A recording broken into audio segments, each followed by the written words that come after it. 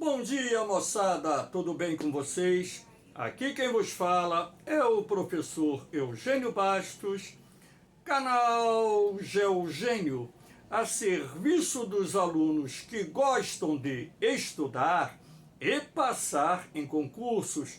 Moçada, vamos fortalecer o canal, se inscrevam no canal, compartilhe o vídeo, dê aquele like e ajude o professor Eugênio Bastos a democratizar o ensino da geografia.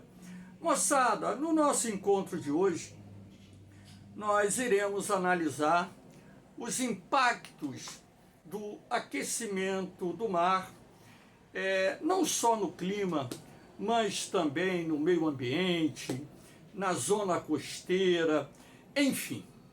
Espero que vocês gostem do nosso encontro. Havendo qualquer dúvida, deixe a sua pergunta na parte dos comentários, que eu terei o máximo prazer de respondê-la. Então, moçada, para iniciar o nosso encontro, eu coloquei essa imagem do planisfério, onde é possível ver a temperatura da água do mar no dia 11 de dezembro de 2022. Essa aula está sendo gravada no dia 12 de dezembro de 2022. Então, dessa forma, nós temos uma imagem bem atualizada, onde nós podemos perceber, através da tonalidade avermelhada, as regiões oceânicas, onde a temperatura da água do mar é mais elevada. Isso se deve ao fato dessa área se encontrar predominantemente na zona intertropical, que é a região mais aquecida pelos raios solares. Na medida em que a latitude aumenta, tanto em direção ao Ártico, assim como em direção à Antártida, você vai perceber que essa água vai ficando mais fria, até mesmo porque a incidência da radiação solar nas regiões de altas latitudes é menor. E no inverno, dependendo da latitude, essa incidência nem acontece, como, por exemplo, nas regiões mais próximas do Polo Norte, assim como do Polo Sul. Mas também no verão, essa incidência nas regiões polares da radiação solar é maior, havendo inclusive áreas em que o sol não se põe durante o verão. Mas, mesmo você tendo a luz do sol ou a presença do sol 24 horas por dia, em função da inclinação do sol em relação à superfície, esse aquecimento é mínimo, razão pela qual nas regiões que circundam tanto o Ártico como a Antártida, nós temos águas bem frias. Essa parte branca, tanto ao norte como ao sul, representam as superfícies cobertas de gelo. A tonalidade azul vai representando as águas mais frias. Quanto mais escuro for o azul, menor será a temperatura da água do mar. Então, nas regiões de latitudes médias e altas, nós temos o domínio de águas mais frias, e na região intertropical nós temos o domínio de águas mais quentes, como nós podemos observar aqui no planisfério. Lembrando que hoje, dia 12 de dezembro de 2022, estamos exatamente a 10 dias do início do verão no hemisfério sul, início do inverno no hemisfério norte, razão pela qual o hemisfério sul ele passa a ser mais aquecido pelos raios solares e o hemisfério norte menos aquecido pelos raios solares, razão pela qual também ao longo do ano você terá uma variação da temperatura da água oceânica no transcorrer das estações do ano. Que fique bem claro isso.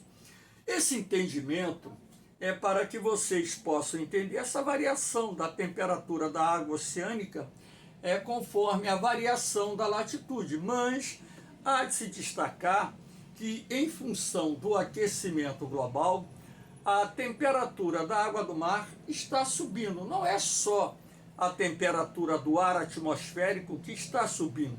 A temperatura da água do mar também está subindo, e essa elevação da temperatura da água do mar traz inúmeros impactos. É isso que nós vamos analisar no transcurso dessa aula.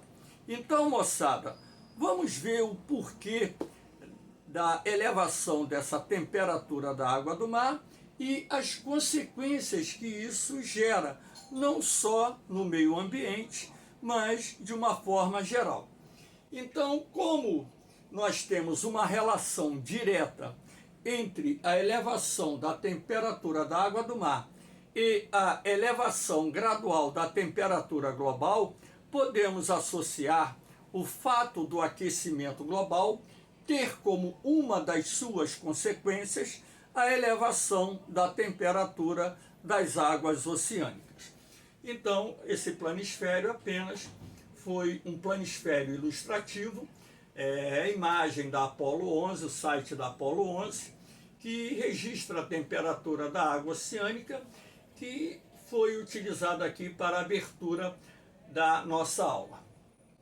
Aqui nós temos, por exemplo, a variação da temperatura da água do mar no período de 1880 a 2020. Então, no transcurso de 140 anos, você pode perceber que, sobretudo, a partir da segunda metade do século XX, a elevação da temperatura da água do mar ela vem ocorrendo de uma forma sistemática, com intervalos em que há uma ligeira redução dessa temperatura, e isso se deve a toda a dinâmica do clima. Então, por que as águas oceânicas estão ficando mais quentes?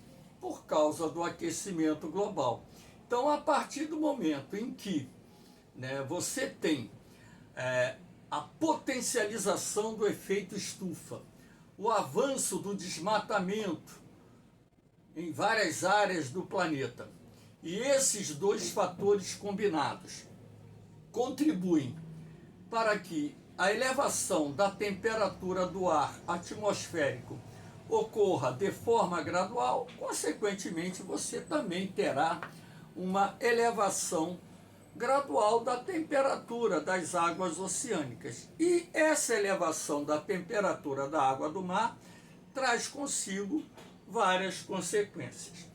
Então, uma das consequências que nós vamos ver aqui é a aceleração do degelo na região do Ártico e da Antártica. Lembrando que você tem, nas regiões de altas latitudes, o gelo recobrindo terras emersas e o gelo também recobrindo áreas oceânicas. Então, o que acontece quando a temperatura da água do mar começa a subir nas regiões do Ártico e da Antártida?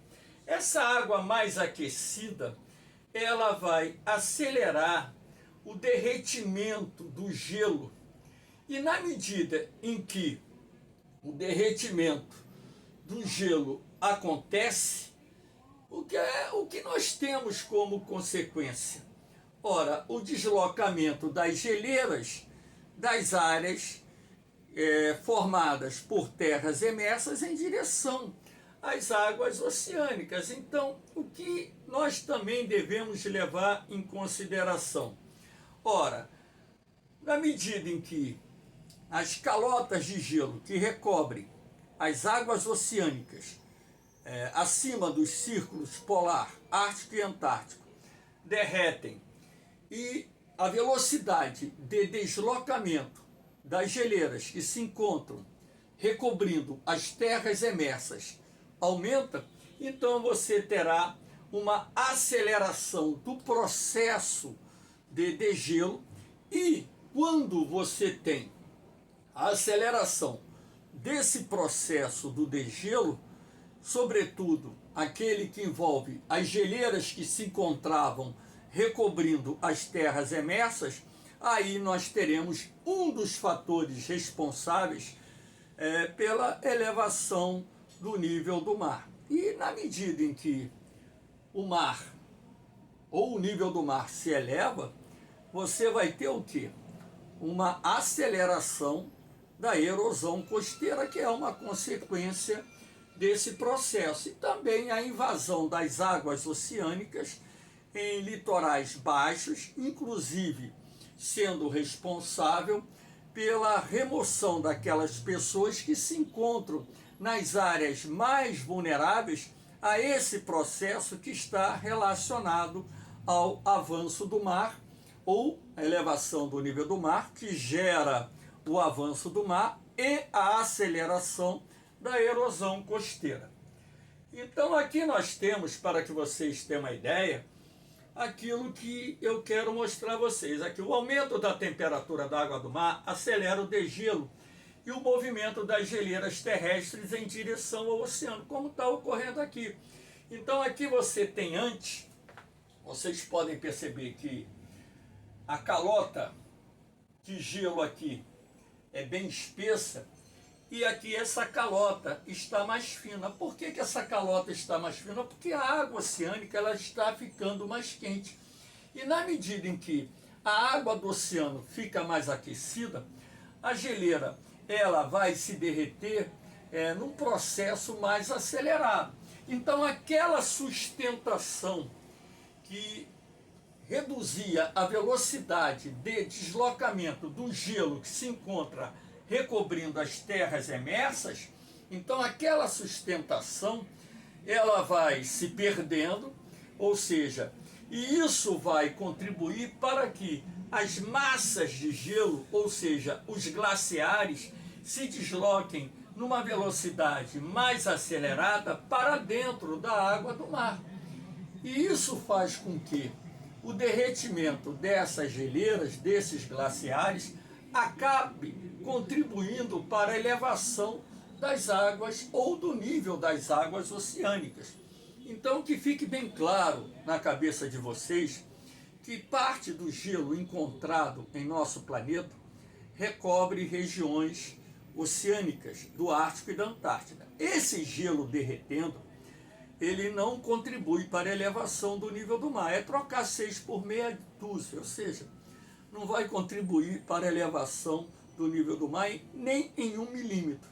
Mas o problema não é o gelo que se encontra sobre as águas oceânicas, até mesmo porque, na medida também em que esse gelo que recobre as águas oceânicas derrete, o que acontece? A radiação solar ela passa a ser mais absorvida pelas superfícies que até então eram recobertas pelos glaciares, pelas banquisas, que são aquelas camadas de gelo que recobrem as águas oceânicas em altas latitudes.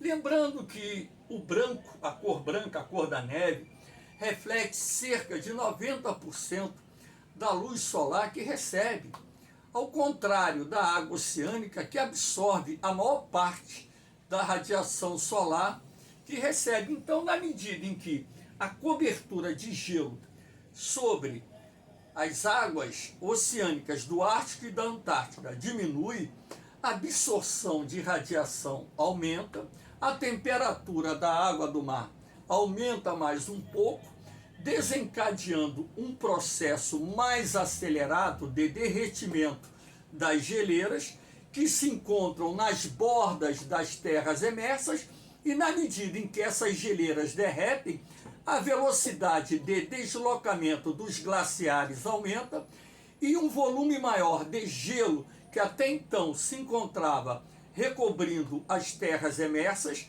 ingressa nas superfícies oceânicas, derretendo e sendo assim contribuindo para a elevação gradativa do nível do mar.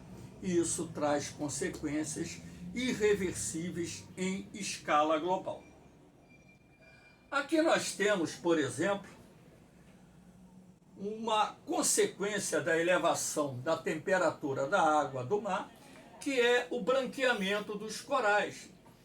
Então, as barreiras de corais existentes, sobretudo em águas tropicais, nos oceanos Atlântico, Índico, Pacífico, elas constituem um ecossistema extremamente complexo e ali existe uma cadeia alimentar que fornece alimentos para diversas espécies aquáticas.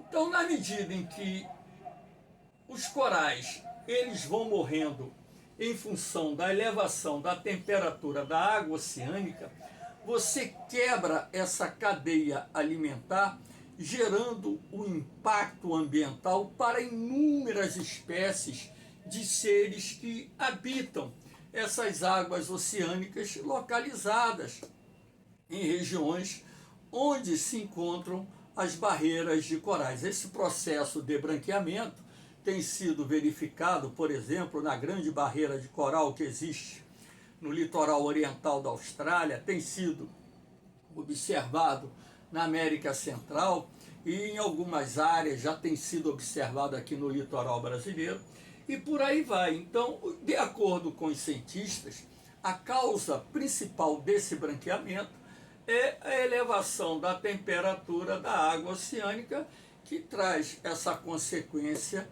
desastrosa para o ecossistema marinho, afetando inúmeras espécies que habitam, sobretudo, nessas regiões onde se localizam as barreiras de corais e também outras espécies que migram para essas áreas para se alimentarem, para reproduzirem, enfim, um desastre ambiental sem precedentes. Aqui nós temos também, está demorando um pouco a passar, deu uma travadinha aqui, um gráfico mostrando a elevação da temperatura da água do mar e a projeção de elevação do nível dos oceanos. Então, o que se observa dentro dessa projeção feita é que o nível do mar até 2100, de acordo com estudos feitos por renomados cientistas, com o apoio de supercomputadores, com dados que são coletados, programas que são desenvolvidos para fazerem projeções, enfim. Então, esse nível do mar ele poderá subir até o ano de 2100 de 30 centímetros até 2,5 metros. O 30 centímetros, apesar de ser considerado pouca coisa, não pensem vocês que é pouco, porque 30 centímetros de elevação do nível do mar acaba impactando diversas zonas costeiras, acelerando o processo de erosão. Então nós temos que levar em consideração esse aspecto. Caso essas projeções mais pessimistas alcançassem o êxito de acertar em 2100 a elevação do nível do mar em 2,5 metros, centenas de milhões de pessoas que vivem em ilhas, no litoral e nas zonas costeiras continentais, sobretudo naquelas áreas de planícies mais baixas, teriam que ser retiradas e removidas para áreas mais altas, gerando um custo enorme. Então, a projeção feita pela ONU é que nós teremos no final do século, caso esses estudos de fato retratem a realidade futura da elevação do nível da água do mar, centenas de milhões de pessoas desabrigadas, a um custo de trilhões de dólares, porque estamos falando de importantes metrópoles localizadas em zonas litorâneas, e o avanço do mar vai causar enormes prejuízos sociais, ambientais e econômicos. Então é uma projeção que está sendo feita, a razão pela qual, apesar dos alertas que estão sendo feitos pela comunidade científica, no meu entendimento, pouco tem sido feito até o momento para equacionar esse problema que, na minha humilde opinião, é muito grave. As mudanças climáticas que estão em curso, decorrentes do aquecimento global, e as consequências desse aquecimento global, sendo uma dessas consequências a elevação da temperatura da água do mar. Aqui nós temos, né, a erosão costeira. Então temos aqui uma zona costeira aqui do Brasil, né? Nós temos, por exemplo, não só no Brasil, como em outras partes do mundo, algo em torno de 60% da zona costeira passando por esse processo de erosão. Então, com a elevação da temperatura da água do mar, com o aumento do nível do mar, a própria elevação da temperatura da água do mar também contribui para aumentar um pouco o nível da água oceânica, tá? Não é só o degelo, não. Tá? São 3 fatores principais que causam, né, a elevação do nível do mar. A entrada dos sedimentos, que são levados pelos rios para dentro dos oceanos, né? Então são trilhões de toneladas de sedimentos das mais diferentes naturezas que vão assoreando partes do leito oceânico. Nós temos o degelo das terras emersas, que vem ocorrendo não só nas regiões da Antártica e do Ártico, assim como em cadeias de montanhas como Himalaia, Alpes, Cordilheira dos Andes, Rochosas e por aí vai, que também contribuem para o aumento do nível do mar. E, na medida em que o mar vai subindo, né, as ondas vão solapando a zona costeira e, sobretudo, naqueles momentos de maré alta e ressaca, essa erosão é acelerada, comprometendo a zona litorânea. Então, em várias partes do litoral brasileiro, do litoral de outros países ou dos litorais de outros países, você vai ter esse problema em curso que exige investimentos elevados para conter essa invasão, como, por exemplo, a necessidade de se promover a engorda das praias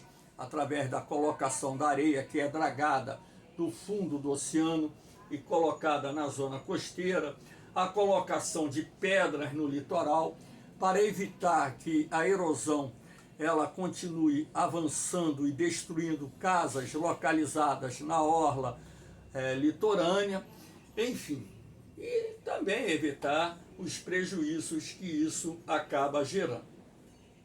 Uma outra consequência que nós temos aqui é a potencialização dos furacões, o aumento da incidência dos furacões, que são tempestades ciclônicas que se formam sobre os oceanos, em regiões de águas mais aquecidas, quando nós temos a formação de uma célula de baixíssima pressão atmosférica que acaba contribuindo para a formação de nuvens do tipo cumulus-nimbus, que vão girar em torno dessa célula de baixa pressão, que nós vamos chamar aqui olho do furacão, e criar essas tormentas com poder de destruição muito grande. Agora, na medida em que a temperatura da água do mar fica mais quente, os oceanos passam a transmitir para a atmosfera mais energia e a evaporação também aumenta, criando as condições necessárias para que as tempestades ou tormentas ciclônicas de origem oceânica, que nós chamamos aqui na região do Atlântico de furacão, lá na região do Índico eles chamam de ciclone, e lá na região do Pacífico, no continente asiático, eles chamam de tufão. Então a incidência dessas tormentas acabe aumentando. Não é só a incidência, o número de furacões que se formam no mar, mas também a força desses furacões acaba aumentando, e na medida em que esses furacões atingem zonas costeiras, ilhas, continentes, causam prejuízos enormes, porque eles deixam um rastro de destruição muito grande. Agora, que também fique bem claro que não é só o furacão que se forma com maior frequência em função da elevação da temperatura da água do mar, não.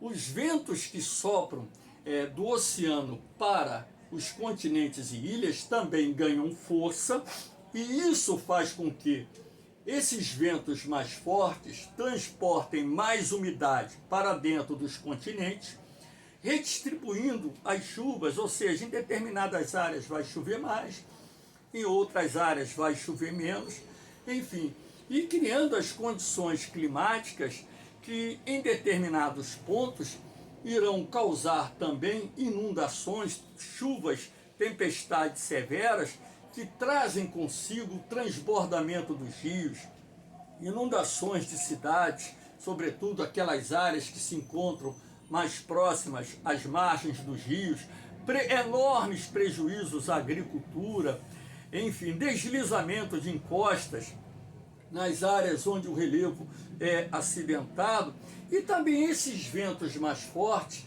eles geram ondas mais fortes que também irão contribuir para a aceleração da erosão costeira, contribuindo dessa forma para que o avanço do mar ocorra numa velocidade maior.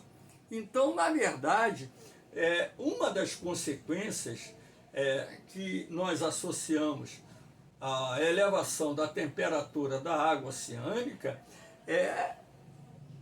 está vinculada, melhor dizendo, às mudanças dos padrões de circulação do ar atmosférico, assim como a intensificação da formação de furacões e também a intensificação dos ventos que sopram dos oceanos para as zonas costeiras, para os continentes e ilhas.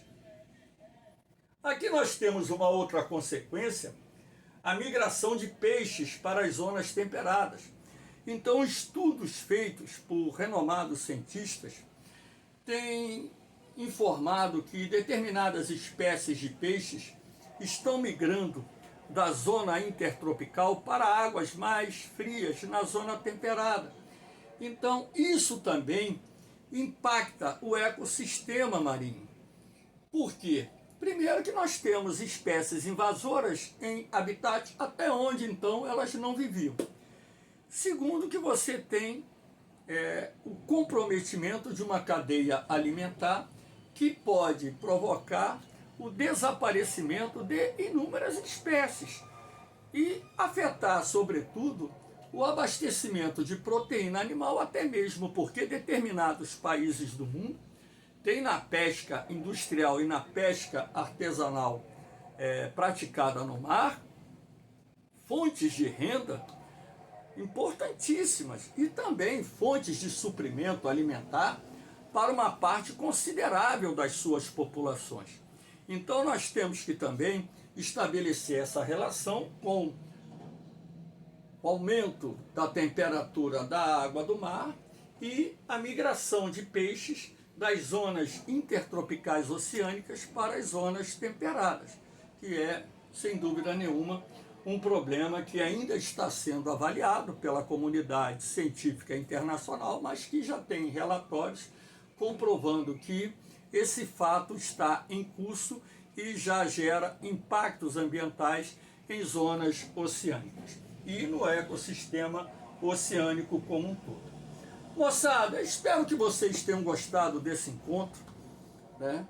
Dê aquela forcinha no canal de Eugênio, se inscreva aí no canal, dê aquele like, compartilhe o vídeo e ajude o professor Eugênio Bastos a democratizar o ensino da geografia. Lembrando que o meu canal não é monetizado, ele foi criado apenas para dar apoio aos alunos que estão se preparando para os concursos de vestibulares e militares realizados no Brasil. E aqui eu tenho meus grupos lá no Facebook, agora com o ano 2023, onde vocês podem acessar os meus PDFs, materiais gratuitos, matéria, bancos de questões e provas comentadas, para que vocês tenham uma preparação melhor para os concursos que irão fazer ao longo de 2023 e aqueles que ainda estão fazendo concurso agora no final de 2022 e início de 2023. O canal de Eugênio é assim, um canal criado pelo professor Eugênio Bastos, Geo de Geografia, gênio de Eugênio, para ajudar o aluno interessado em passar em concursos, democratizando o ensino da geografia e levando esse ensino, sobretudo, aos jovens mais humildes, até mesmo adultos mais humildes, que não têm dinheiro para pagar um curso. E, sendo assim, essa é a minha contribuição para que você obtenha o melhor resultado no concurso que venha a fazer ao longo da sua vida, ou nos concursos. Valeu, moçada! Um beijão no coração de vocês, um forte abraço, fiquem com Deus, eu vou, mas eu volto, hein? Fui!